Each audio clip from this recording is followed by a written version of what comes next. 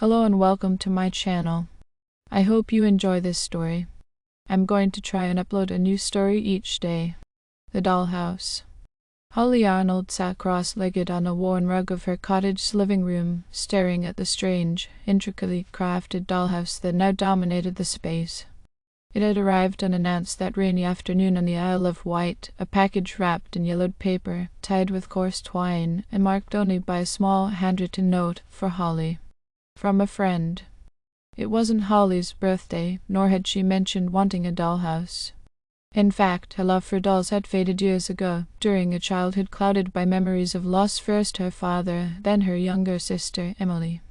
That had left a wound she rarely let herself touch, preferring the quiet solace of her small, secluded life. The dollhouse was unsettlingly familiar, with its peeling white paint and a red roof, just like her own home. She recognized every detail: the old oak by the window, the cracked stone path, even the front door's brass knocker, shaped like a snarling lion's head. The likeness was uncanny. It was raining heavily outside, the downpour blurring the view through her cottage windows. She told herself it was a coincidence, just some of her zealous artisan's knack for detail. But when she lifted the creaking roof of the miniature house, her breath caught. Inside were two small figures. A doll version of her, Holly, stood in the miniature kitchen, her tiny porcelain face frozen in a lifeless smile. Next to her was a man gaunt, with hollow cheeks and dark eyes. A stranger, though something about him tugged at her memory, a ghost of a feeling she couldn't quite place. As the evening drew on, Holly felt her unease grow. She wasn't one to believe in the supernatural. She prided herself on her rational mind, even living alone in such an isolated place. But the dollhouse had stirred something deep within her, a creeping sense of dread that gnawed at her stomach.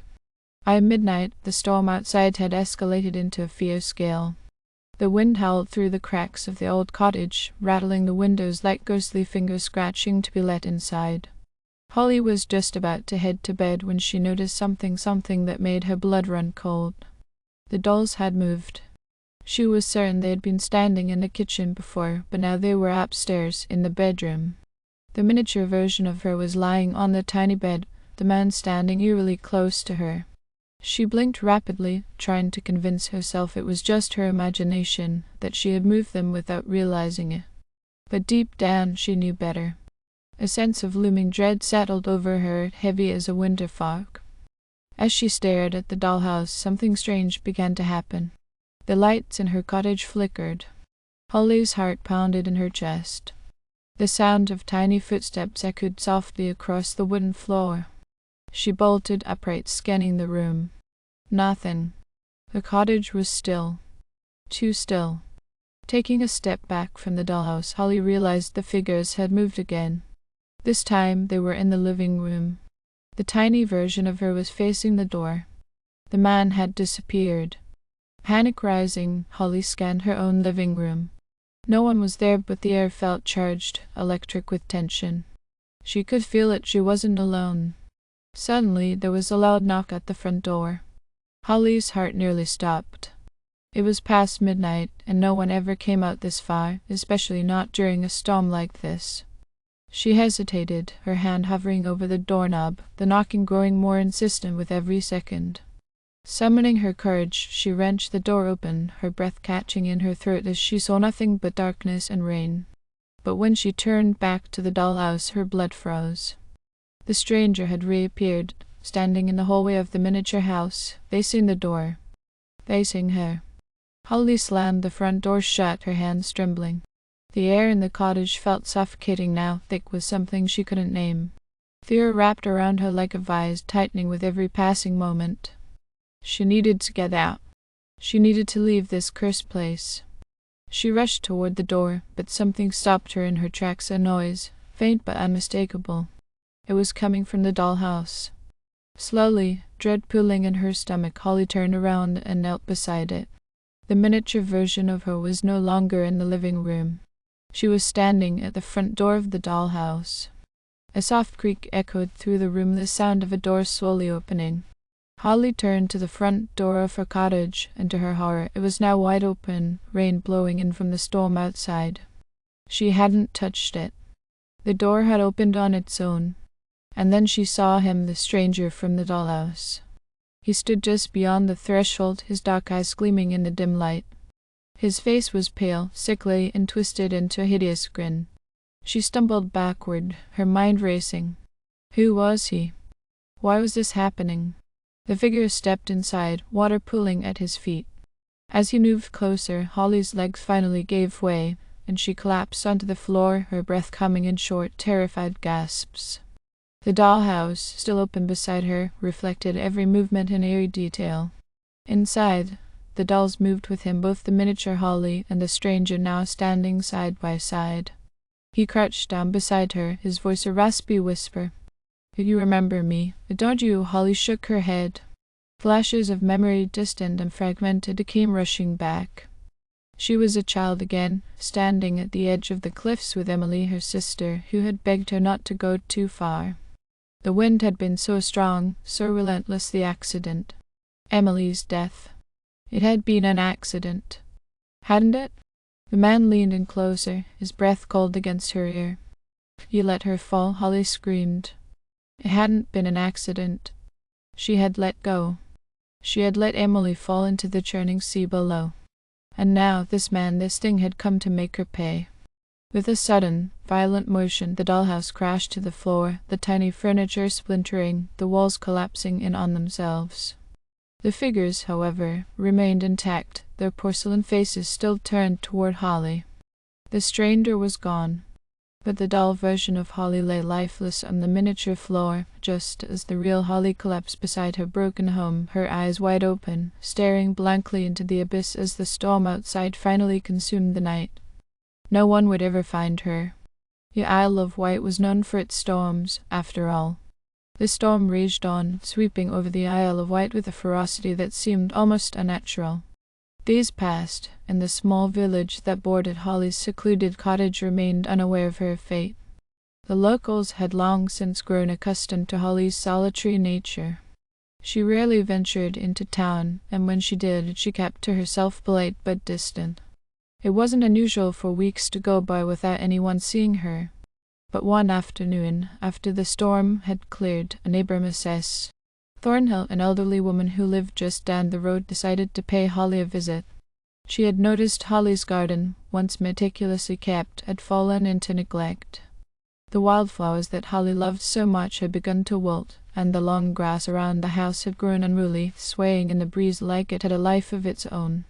Mrs. Thornhill shuffled up the winding stone path, clutching a basket of baked goods she had made as a peace offering. She knocked on the door, her knuckles tapping lightly on the wood. Silence. "Oh, Holly, the dear," she called. Nothing. Frowning, she knocked again, louder this time, but still there was no answer. She glanced around, noticing for the first time that the front door was slightly ajar. A chill crept up her spine. Holly was never careless. Something was wrong. Mrs. Thornhill hesitated for a moment, her hand trembling as she pushed the door open. The interior of the cottage was dark, the air inside thick and stale, as if it had been abandoned for days. She stepped inside, her footsteps echoing through the empty rooms. "Holly," she called again. No reply. The living room was a mess. Furniture was overturned, and broken glass littered the floor. In the center of the room, Mrs. Thornhill's eyes fell on the shattered remains of a dollhouse. She bent down, her hand shaking as she picked up one of the tiny porcelain figures. It was a doll, a perfect replica of Holly. Its eyes were wide open, staring blankly, just like the real Holly she feared might be doing the same somewhere in this house. A wave of dread washed over her. Something terrible had happened here. She could feel it in her bones. Her heart racing, Mrs. Thornhill slowly climbed the stairs, her frail hand gripping the banister as she called out Holly's name once more. When she reached the landing, she noticed the door to the bedroom was slightly ajar. With a deep breath, she pushed it open. The bed was neatly made, as if no one had slept in it for days. But there, in the corner of the room, was Holly, or what was left of her. She was slumped against the wall, her body lifeless and her face frozen in an expression of pure terror. Her eyes were wide open, staring straight ahead as if she had seen something so horrifying that it had stolen the very breath from her lungs. Mrs. Thornhill screamed, stumbling backward in horror.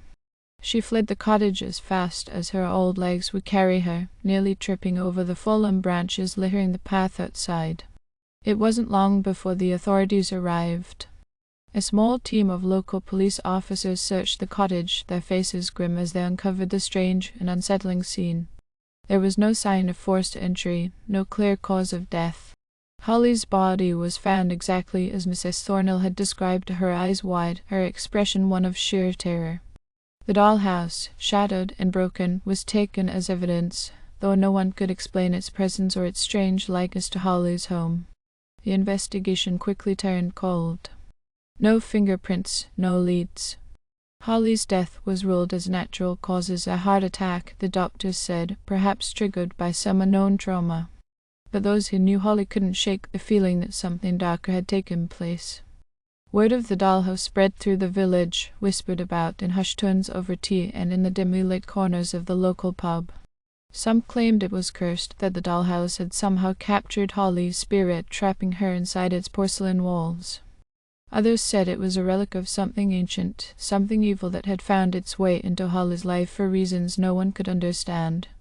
But Mrs. Thornhill knew better. She had seen the look in Holly's eyes, the fear that had consumed her. Something had been in that house with Holly, something far worse than any natural cause. Months passed, and Holly's cottage remained abandoned. The villagers kept their distance, unwilling to go near the place that had become a graveyard of unspoken horrors. The grass grew taller, wild vines creeping up the walls like the house itself was being swallowed by the earth. One evening, as the sun set over the windswept cliffs, a group of children from the village dared each other to venture up the old path. They had heard the stories, the whispers of ghosts in haunted dollhouses. The bravest of them, a boy named Jacob, led the way, clutching a flashlight as they made their way toward the overgrown garden. When they reached the front door, it stood wide open, just as it had been when Mrs. Thornhill had found it months ago. The children hesitated at the threshold, nervous laughter escaping their lips as they peered inside. "That's where she died," one of the girls whispered. But something caught Jacob's eye, and he stepped inside without a word. The others followed, their footsteps hesitant. The room was as they had imagined, dusty, dark, and filled with the eerie stillness of abandonment. But something was different. The dollhouse, which had been shattered, was now whole again, standing proudly in the center of the room. Its paint was pristine, the tiny windows gleaming in the fading light. And inside, the dolls had returned. There were two of them, a tiny porcelain Holly, and next to her, a new figure. A man with hollow eyes and a twisted grin, standing in the shadows of the dollhouse's miniature hallway. As Jacob leaned closer, his breath fogging the glass, the tiny figure of Holly moved. Her head turned ever so slightly, her tiny eyes meeting his. Jacob screamed. The children fled, their terrified cries echoing across the wind-swept cliffs as the dollhouse sat in silence, the storm clouds gathering once again over the Isle of Wight, as if the land itself was preparing for the next chapter of its dark and twisted history. The dollhouse waited, and the dolls would move again. Thank you for listening. I hope you enjoyed this story. Please don't forget to like, and even better, like and subscribe. Thank you very much, and I hope you have had or have a great day.